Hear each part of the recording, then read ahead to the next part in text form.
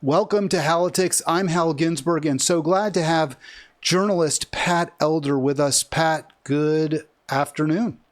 Good afternoon, Hal. How are you? I'm really well, even struggling and fumbling with my audio and all the other issues that bedevil us so frequently, but I think we've got it pretty much under control. So I said I was okay. I have been so focused, Pat, on the war in Gaza, and to a lesser extent, it's really more of a turkey shoot, really just Israel killing civilians who are completely unarmed and without any defenses in Gaza, and also the endless war in Ukraine. I want to start there. We're going to spend most of our time talking about the amazing work you've done to bring to our attention what veterans are going through who have been exposed to Agent Orange, often without even the acknowledgement by the Pentagon. But can we just talk a little bit about what's happening in Gaza? Do you have any optimism that this killing will end and maybe there can be some kind of a ceasefire and ultimately some form of justice for the Palestinian people? I don't know, Hal. I spent 30 or 40 years of activism addressing issues like this, and I've kind of pragmatically shifted to something where I can expect verifiable, tangible results from my work. I have been a consultant on Iranian Republic television, as well as Al Arabiya and Al Jazeera, and I just feel powerless and a very negative feelings. I don't have a lot of optimism. I wrote a piece called "Poisoning Gaza." It's on the military poisons website, and it details just another dimension of the genocide. And but I'm a U.S. citizen, and I am opposed to the wholesale murder of these defenseless people using weapons that my tax dollars fund. But that article on poisoning Gaza should be read by a lot of people, because many are dying not so much from the bombs and bullets, but from the contamination. Well, and now we're seeing starvation as well, stalking the land, and that's the deliberate efforts by Israel to keep aid from reaching the people there. So it's a terrible, terrible situation, and I'm glad you just mentioned the culpability of the United States government, because we're supporting what Israel is doing. And I think that kind of distinguishes this from perhaps other atrocities around the world.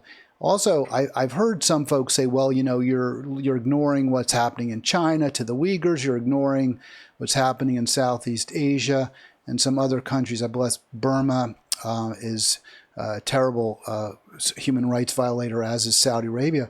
Again, one big distinction is is that we're involved directly by our support for Israel. I think the other distinction is, even as awful as some of those other situations are, not to make light of them, the death toll in Israel, Gaza, by Israel, seems to be higher. From what I can gather, that's the most deadly place on the planet right now is Gaza.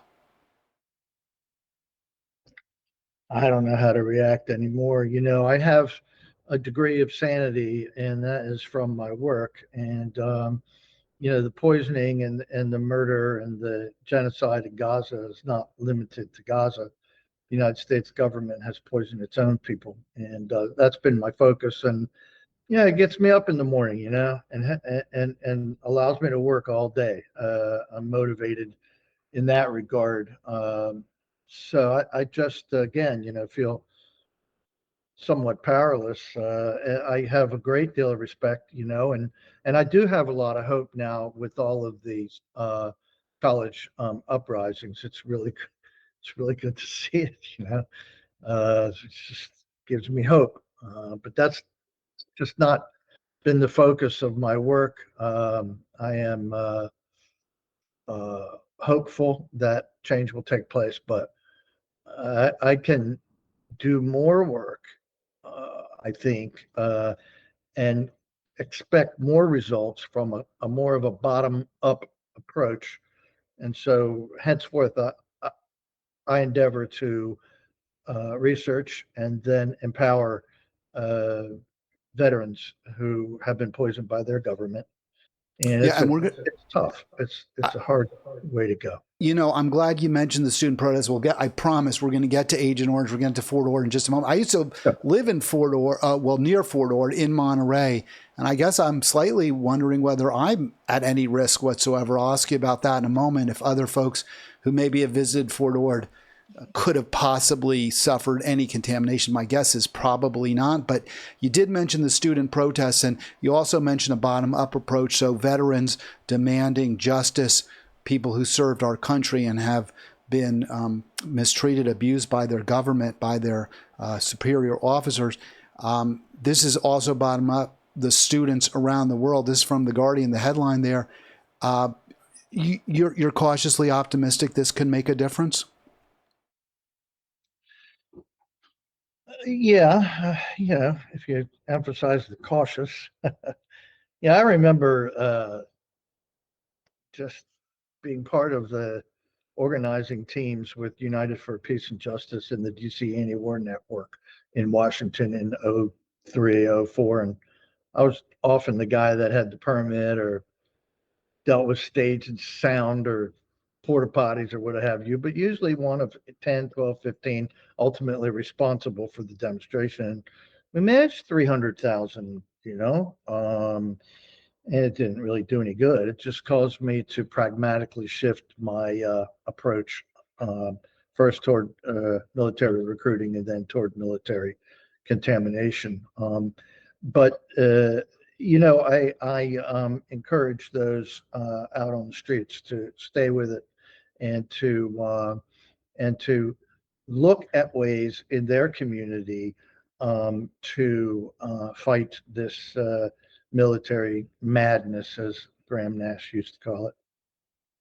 All right, so Pat Elder with us again, a journalist, and you've been, very justifiably praised for your work on contamination at military bases, at forts, and the like. Your latest is, I'm going to show the headline. This is actually from.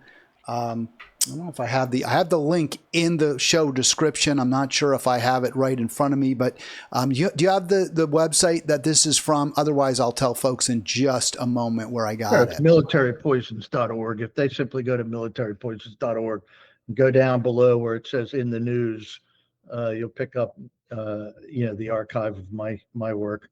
I have about 400 articles in the last 6 years. Why did you get into this kind of narrow area, although one that is very important and very impactful on millions of people? Well, I mean, why is, to try to protect human health. I think the more compelling question is how, and I alluded to it a couple minutes ago. You only get a certain amount of years on this world, on this earth. And, I don't know, God could take me in a day or two. So I want to maximize my potential here. And so, I spent a lot of time in Washington attempting to organize demonstrations and didn't really do a whole lot of good. And I'm part of a NATO planning team right now. And we may get a couple hundred people, maybe even a couple thousand people on the streets of Washington. But the day ends, they pick up the trash and we go back to normal, what we've, see as normalcy. So, I just transitioned from street demonstrations 20 years ago. It's been 20 years to attempting to counter recruitment in the nation's public schools. I published a book, Military Recruiting in the United States of America, and in it I detail how insidious the practice is and how recruiting works, not just in the schools but across the board. And we see it today. And but I realized when the state of Maryland, we were able to get 33 members of the Maryland House of Delegates to get behind a measure that would make it it would ban the use of lead ammunition in the public high schools.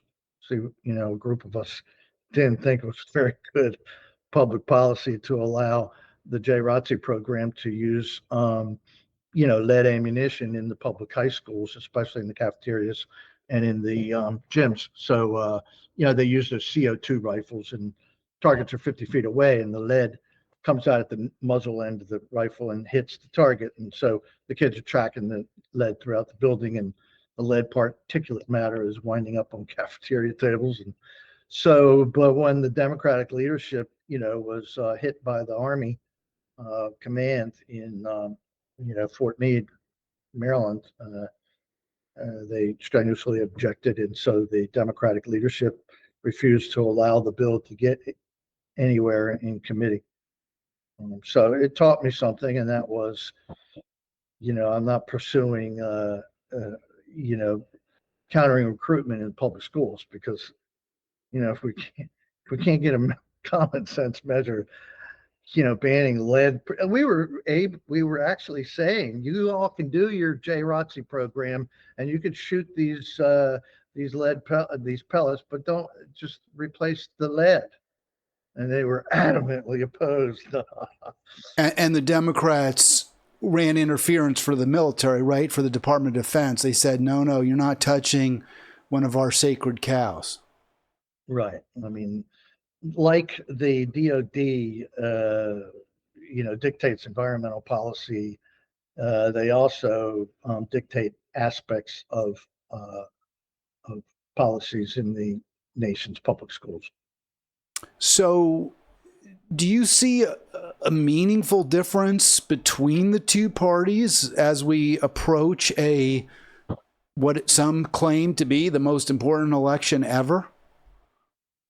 I mean, there's some minor differences, I suppose, but I could never vote for Biden. He's genocidal Joe, and it's sad. But I haven't voted for a Democrat in 20 years, so I ran as a Green against Steny Hoyer in 2018 and managed to get 1.3%. He got 71%. And the guy is in his 46th year as a congressman now. And I think he's running again. He's part of the dream team with Joe Biden. So, yeah, it's incredibly disheartening. I mean, I try really hard not to blame the voters. And so often I say the voters really don't have a meaningful choice. But when they do, I don't understand it. I just don't, Pat. I talk to people, and over they'll tell me things like, oh, the Democrats are not perfect, but they care about me. And I'm like, examples. Give me an example. Oh, they tried to do this, or at least they're not as bad as the Republicans. And, I can't, I just lose, I start to lose it, really, because I wonder whether there's something, I'm missing something here. No, you're not missing anything. The mass media is pervasive, and they're corporate in nature, and they exist for profit. And what I have to say, you shouldn't be bombing the Potomac River. You shouldn't be testing munitions in the Potomac River. But when I argue that point, I don't have any corporate support. So I have a very difficult time getting my message across. And yet, the vehicles I would like to approach, like the Washington Post or the Baltimore Sun, are securely in corporate clutches. So Lockheed and Raytheon and weapons manufacturers and the DoD inform the narrative, and we cannot.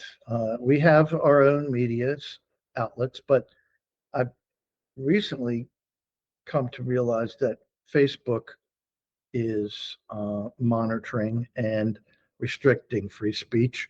I have some numbers that, and I'm apprehensive about publishing them, but the numbers are frightening. So with my blockbuster USA Today front page coverage on the weekend section 2 weeks ago, um, they basically picked up my story about how the DoD is not admitting to the contamination of Fort Ord with Agent Orange. We have a database of 2,600 people, and many of them are sickened by diseases we know are caused by Agent Orange. And Facebook, I forget the numbers. I think I posted it on 123 anti-war groups and or Agent Orange groups, and there are 320,000 members, and I got 41 likes. I posted on my own Facebook page with 5,000 people, and I got 3.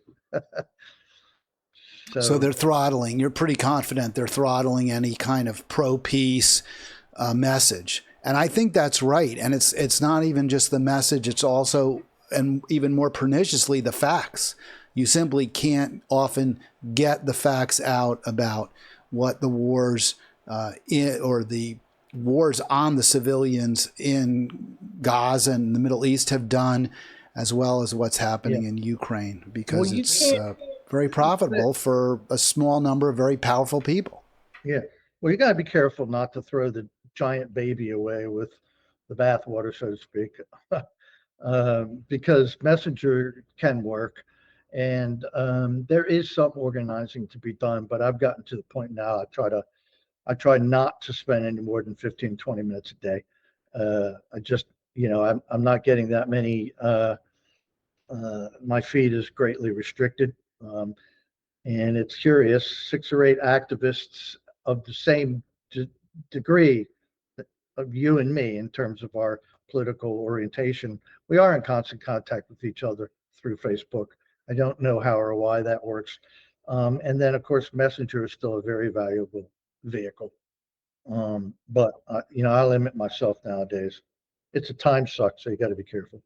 Yeah, no question about it. There's the headline, or the headline from the article you referenced in USA Today, and I put in blue. I squared in blue the dates because I thought it was very instructive that your piece came out on military poisons, I believe, on April 23rd, and then 3 days later there was this article in USA Today, and they do quote you in that article.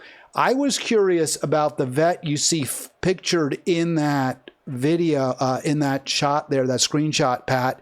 Is he covered by the Stabenow law that they kind of they praise as addressing the concerns that veterans have from poisoning? Now, I'm not sure who that veteran is. Is it Mike He was Durst? a guy from Vietnam, and I'm going to see if I can get the video up for you. It may be a little bit No, tough, but if he we'll served see. in Vietnam, probably he is covered to some degree. He it is presumptive now, as we say, that if you served in Vietnam and you claim a disease caused by Agent Orange, then you can expect to a degree to receive compensation. That's the battle right now. And the battle is over which U.S. bases will the military, the DoD, it's not the VA anymore, it's the DoD, which bases will they admit the the herbicides were used. That decision will determine whether many thousands of soldiers and their dependents are taken care of. Well, let's go to your piece because you address this, in real detail, and specifically, you would talk about Fort Ord here. The veterans who served there and were exposed there aren't recognized as, and correct me if I'm wrong. This is my understanding. Aren't recognized as suffering from poisoning by Agent Orange. Is that correct? Yeah, that's right. People have to understand the backdrop. The history is absolutely fascinating. They sprayed Agent Orange on 9,000 acres of training ground because it was totally infested with poison oak, and so the poison oak was climbing up the trees, and in the bushes and in on the ground, and so most of the men, amazingly, shipped off to Korea and Vietnam went through Fort Ord. It was a shipping station, so to speak, and a last training ground for a lot of these guys. And of course, in the meantime, they were doing prescribed burns as well. So all of the smoke from the use of the herbicides, uh, permeated the base. So the thing is, there's a Facebook page called Fort Ord Cancers and Diseases, and it's an excellent Facebook page or group. Julie Akey, Akey, is the administrator, and she started it. And she wasn't so much fixated on the Agent Orange, but she was diagnosed with multiple myeloma about 6 years ago, and she wondered if the disease, the cancer she was suffering from and continues to suffer from, she had chemo last week, was caused by the year and a half she spent at Fort Ord back in 95, 96, I think it was. And so she started a Facebook page. Hey, I had cancer. I was at Fort Ord. Anybody else? So she's got over 1,400 people on a database now, uh, many with blood cancers, and many attributed to, well, I'd say the big three are the Agent Orange, the uh, the trichloroethylene, and PFAS, the per and polyfluoroalkyl substances. So it's a cocktail, a deadly cocktail. Not to mention the others that we hear about through,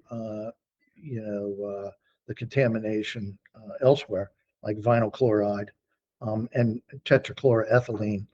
Uh, these are killers as well. And people were drinking these chemicals while they were at Fort Ord, but not just Fort Ord, everywhere. And so, there was a lot of discussion on that Facebook page about Agent Orange, and people were saying, well, they were putting their rejection notifications from the Veterans Administration online, saying I got denied because the VA said I never served in Vietnam, and that in order to, have a successful claim and be entitled to compensation, you have to prove that you were in Vietnam. And I wasn't in Vietnam, but I was at Fort Ord, and I know that stuff was sprayed. I was at Fort Ord. They used Agent Orange, but it was all anecdotal. There was nothing of the record, and that's when I went to work. And I'll tell you how I did it. I first, like everybody else, I searched for Agent Orange, Agent Orange, Fort Ord. Well, you ain't gonna find it, Um, and then I searched for, one of the ingredients of Agent Orange. It's called 2,4,5 dash T, and that is laden with dioxin, which is the killer. So I started to search for that, but hell, I still couldn't find anything. So there is an Army depository, so to speak, of all of the Fort Ord records, and there are many thousands of records, and many of them have thousands of pages. So we're talking about millions of pages of documentation. So I started searching 2,4,5 T. Still couldn't find it because mention of these chemicals were found in embedded tables.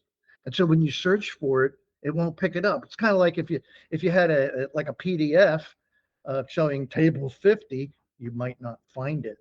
So what the hell did I do?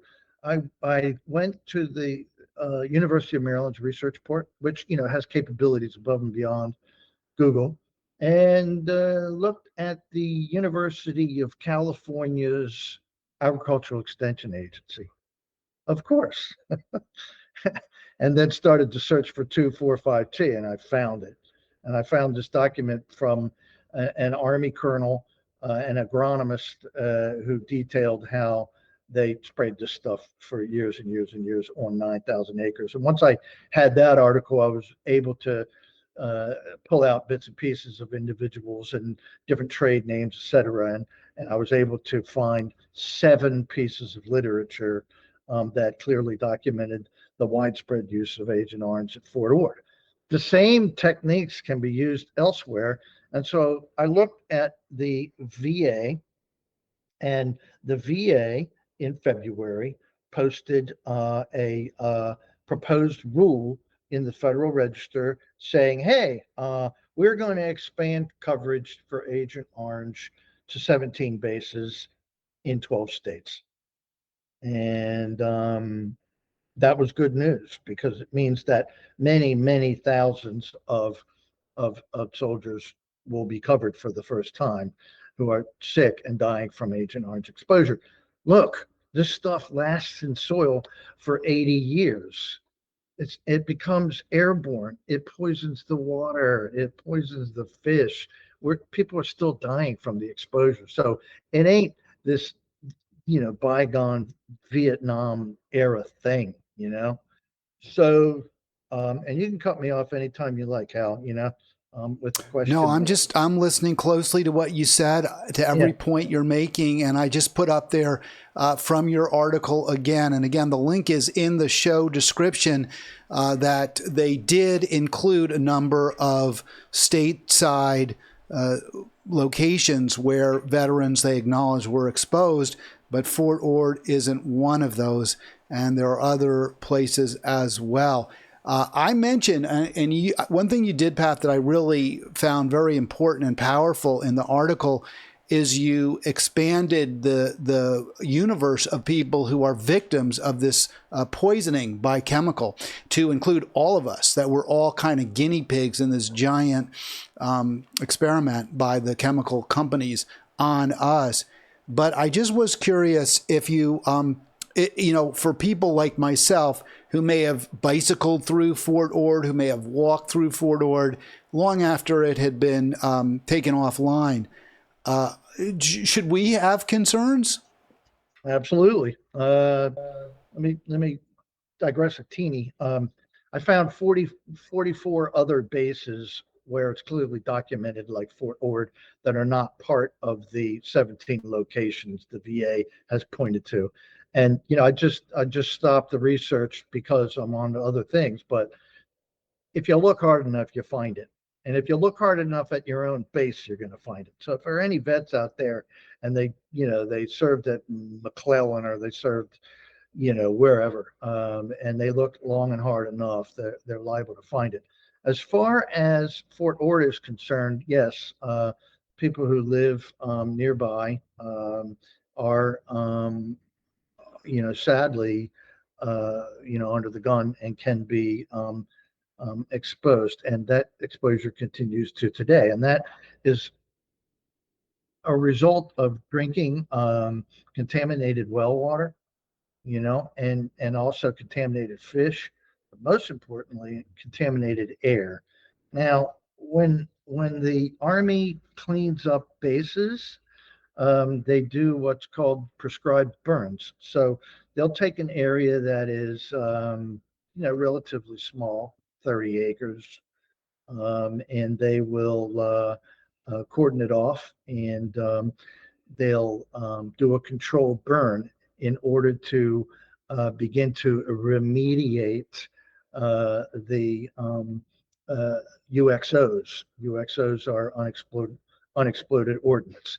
So the idea is, okay, you want to turn this into a park, you want to turn it into an office complex, you want to turn it into housing development, whatever. I mean, of course, you should never, but for a whole bunch of different reasons. So what you do first is you light it all on fire. And when you light it on fire, things blow up. And I know this sounds rather unscientific, but it is an unscientific approach.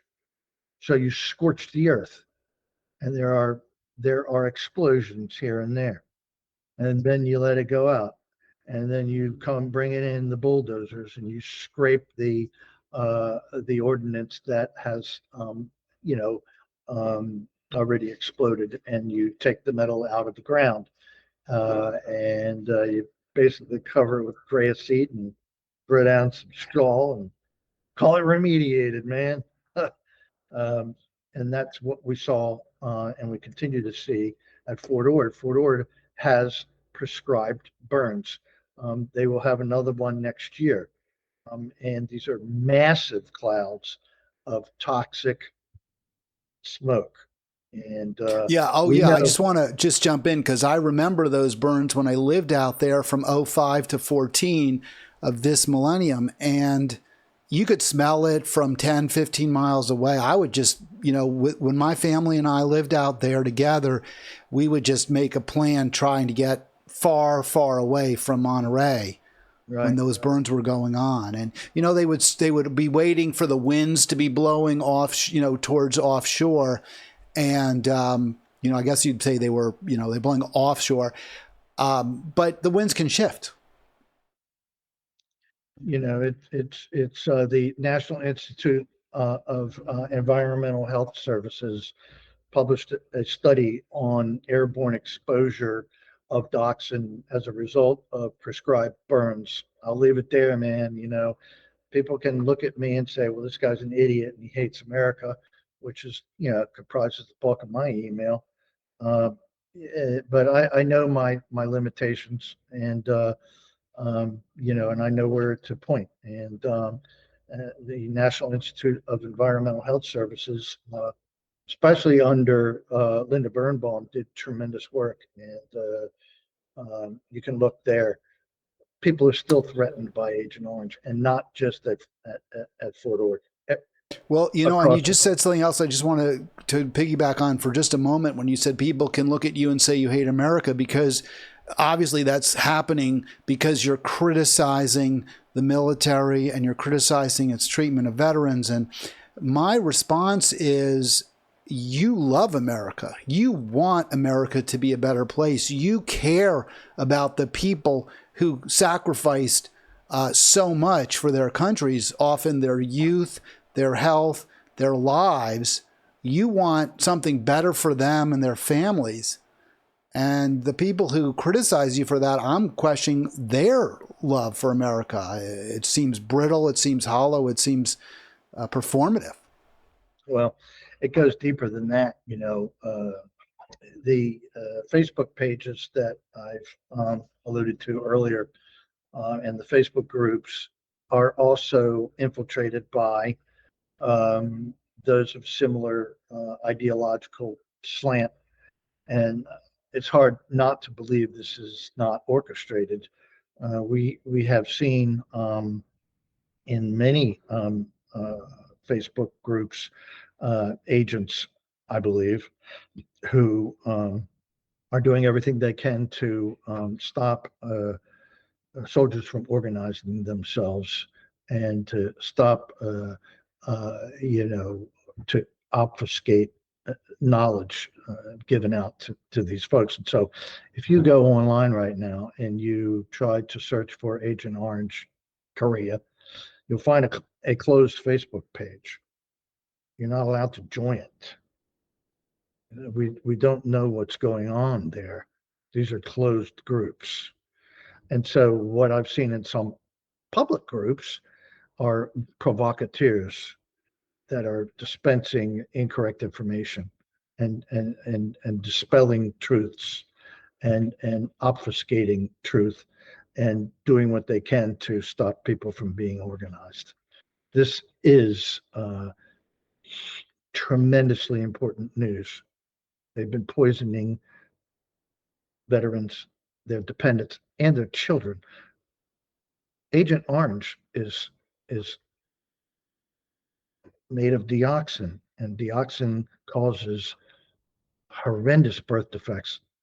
And one of my, you probably don't want to show it how, but you know, I saw the image there. I yeah, made no, I don't even an show it. executive decision. I didn't want to show Yeah, the. I don't Was show that it. a I mean, fetus or some kind of a it's a human child. You know, there's a lab. organism that had been? It was a child. Well, it was a child who had been There's a very lab in Da Nang seriously in Vietnam. deformed by exposure. Yeah. Absolutely, and they kept all these fetuses. My God, they should bury them.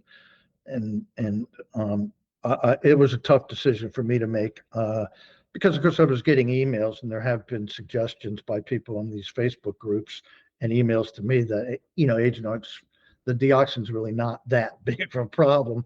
Y'all are making it into a big issue, and a lot of people are claiming that they have these ailments, and a lot of it is just predicated by people who hate America. So So Pat, I just want to get into some of your specific things that struck me, and that was certainly one of them. That image that you shared, but a couple of things I was wondering. Veterans include the generals, right? I mean, the people who actually are making the decisions that are so harmful include veterans themselves, and they've been exposed, right? I mean, they often are ones who will die as well from these toxins.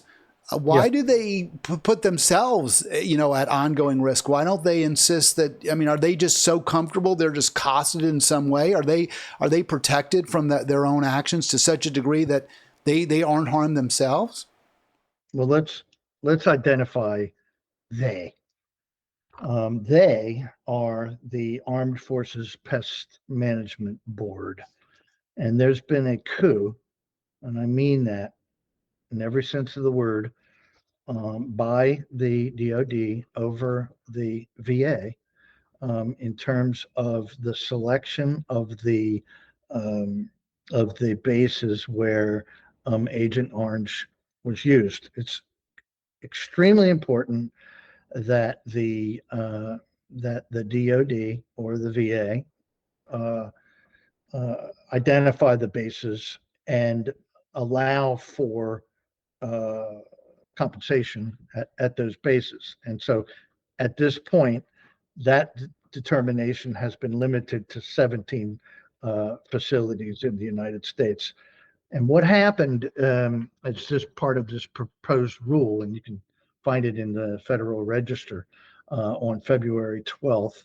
Um, it was announced that the Armed Forces Pest Management Board, that's AFPMB, they love their acronyms, man, is now in charge of determining where Agent Orange was used or stored on installations in the United States and worldwide. That determination had been made previously by the VA.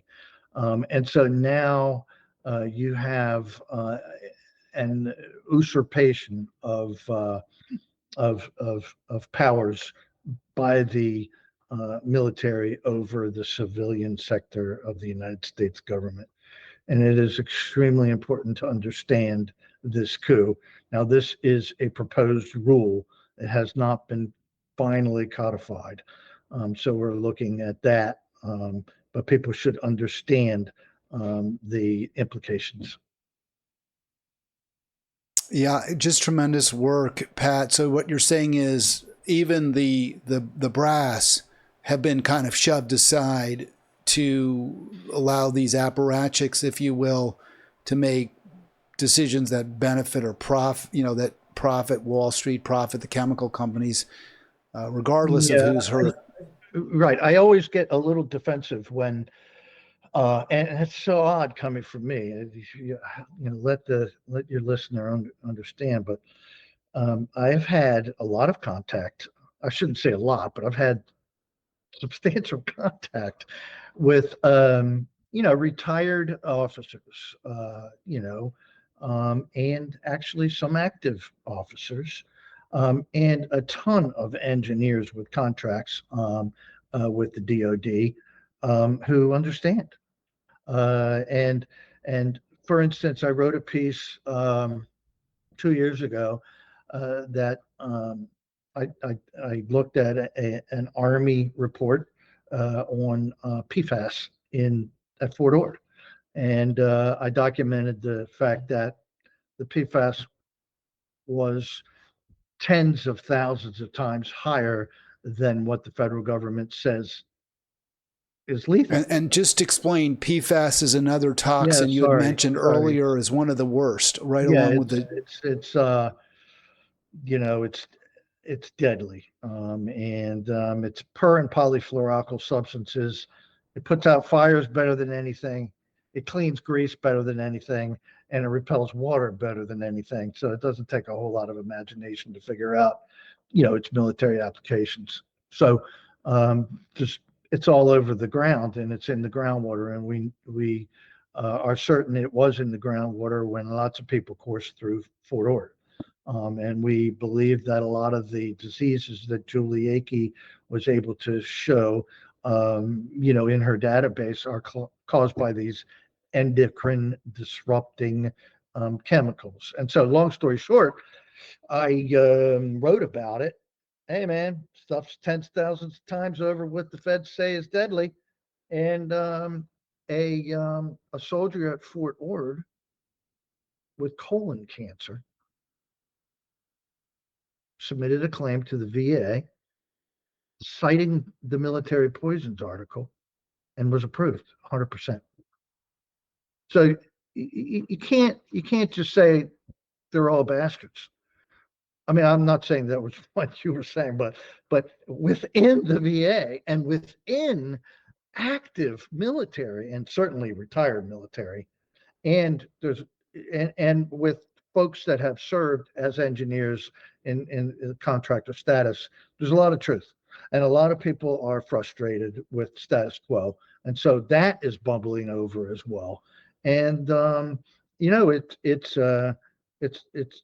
it took a lot of heat 6 years ago when we came up with this military poisons idea. We'll call it military poisons. That's what it is. Now, we shouldn't call it military poisons, Pat, because who's going to take it seriously?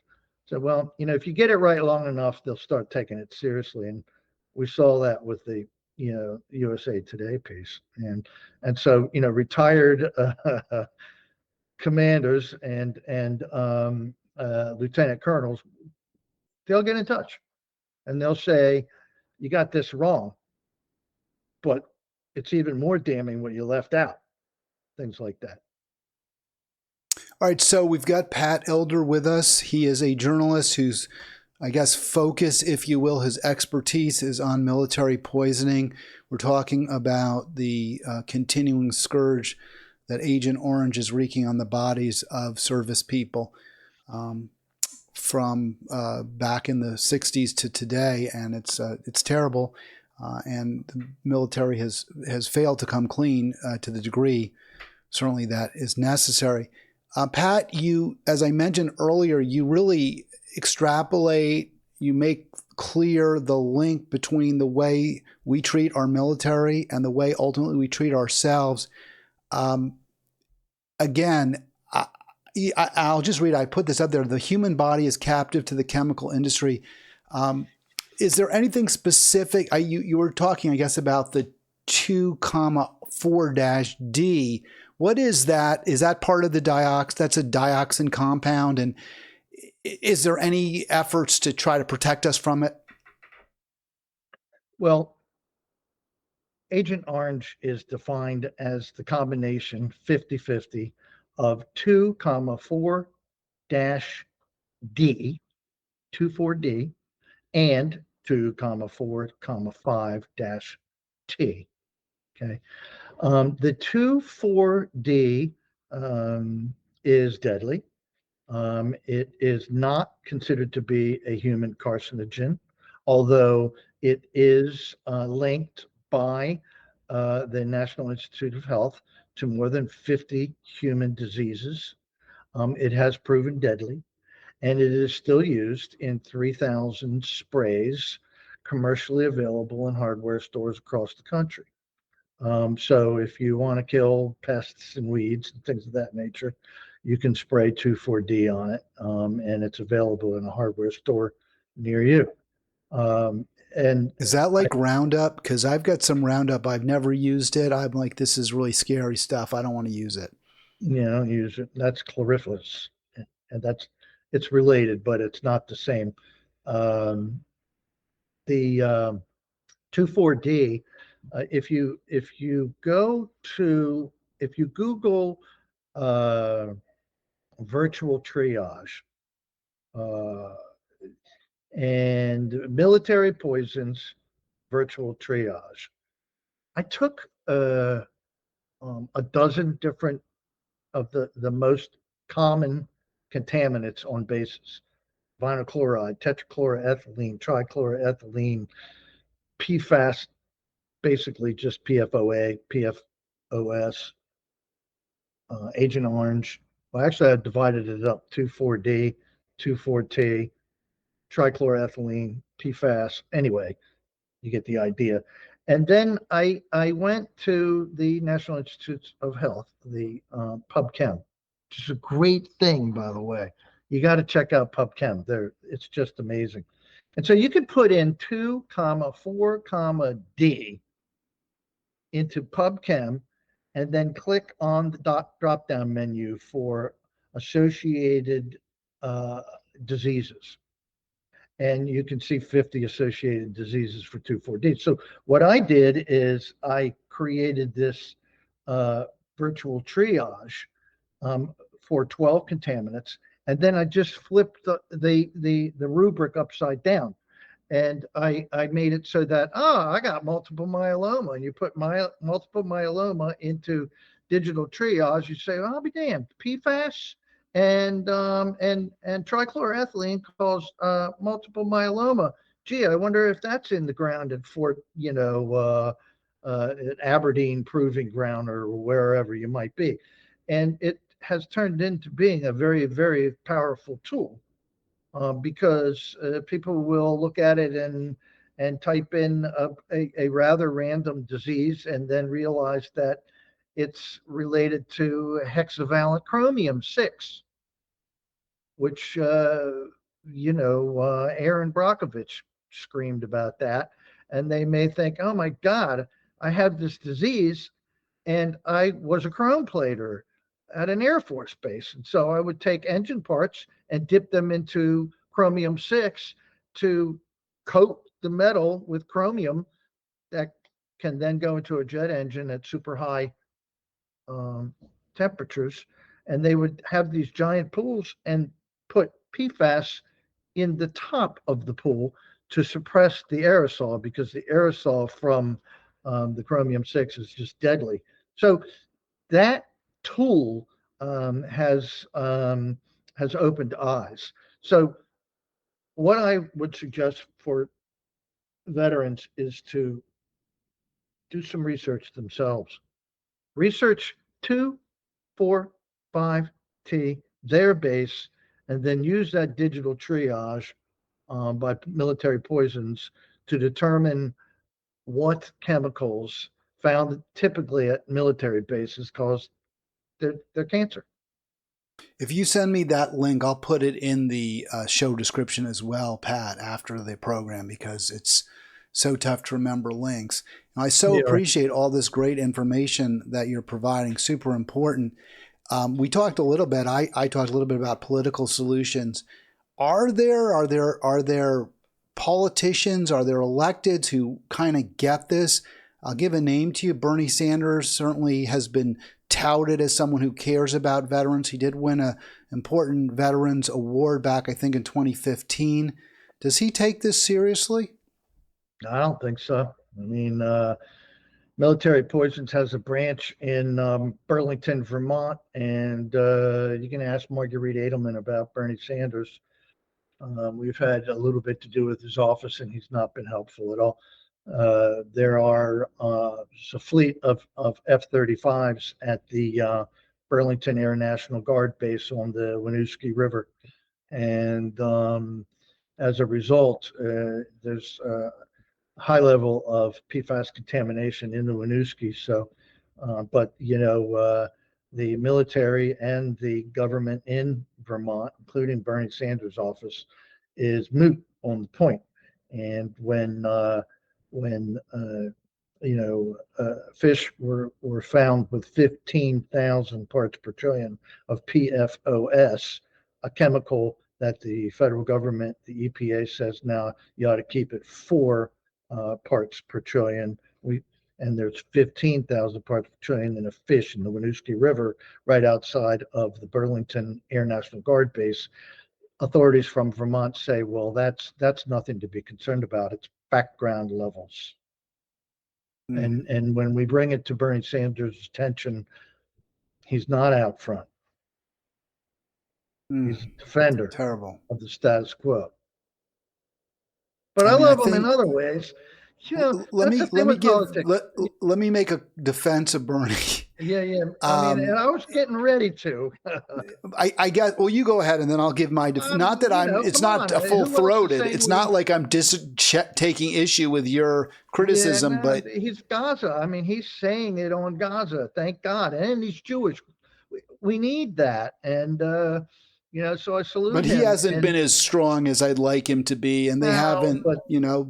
But this is my defense more than anything else. The government, the elected politicians in this country are so corrupt through and through. The whole system is so rotten, root and branch, that if you are disgusted by and I hope and assume maybe a Bernie Sanders, maybe an AOC was, although she's been a huge disappointment, but it's so hard to just every day be outraged about something new and to be fighting against every single one of your colleagues and to be viewing them. I mean, it's emotionally challenging to perceive them as just simply corrupt and indifferent to human suffering. At some point, you just kind of I can't fight every battle all the time, even though kind of seems like that's what we need to do. No, I've been very fortunate to speak to a lot of people in the last few years, and I have a trip coming up to Ireland and Northern Ireland and Germany and Japan, where I hope to address people and take samples of surface water for military contamination. But I often give advice, which is, I tell them about how, I have pragmatically done and then shifted gears with the eye toward protecting human health all the way. And I, young people are blessed if they could figure out what their passion is early on. And so there's great pitfall involved in being scattered. It's like, oh my God, depleted uranium is horrible stuff. We need to do something about Agent Orange. Gosh, I hate it when the Ukraine situation is just terrible. But you know what? In Venezuela, we need to get to work with Venezuela.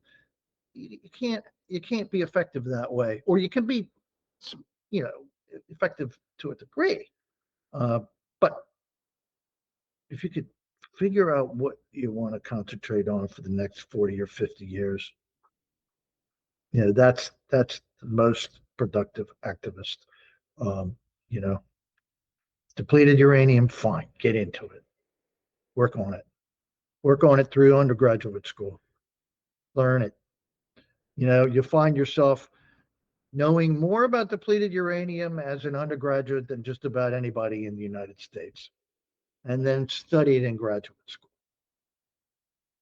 And continue to study it and continue to pursue it, whatever it is. The militarists are running the program. They're poisoning the planet, and their actions are likely to destroy human life on the planet. Not telling you anything that you don't already know there, Hal. I'm just trying to talk to somebody 25. No, I'm with you, man. I'm with you. It's what's frustrating also to me is when folks are like, well, cheer up, but why are you, you shouldn't feel so. I'm like, of course I gotta, you should feel, we should all feel like this is existential. We're existential. We're at an existential point. No question about it. I do want to just quickly promote the rally this afternoon at the State Department. I actually will be there. If anyone watching wants to meet me or see me, I'd love to see you there at 3:00 outside the State Department. And we're going to be calling on Secretary of State Blinken to acknowledge the dead and wounded caused by Israel. Hopefully there'll be some response. I doubt it. And I was going to be a little bit optimistic because Hamas had said they were in agreement with the Israeli, not Israeli, Qatari, Egyptian proposed ceasefire. And I was cautiously optimistic, Pat, because there was an article in Haaretz this morning saying that this puts Netanyahu in kind of a tough spot because the United States may pressure him to accept the offer, but it's clear the U.S. is not pushing Netanyahu to stop the killing.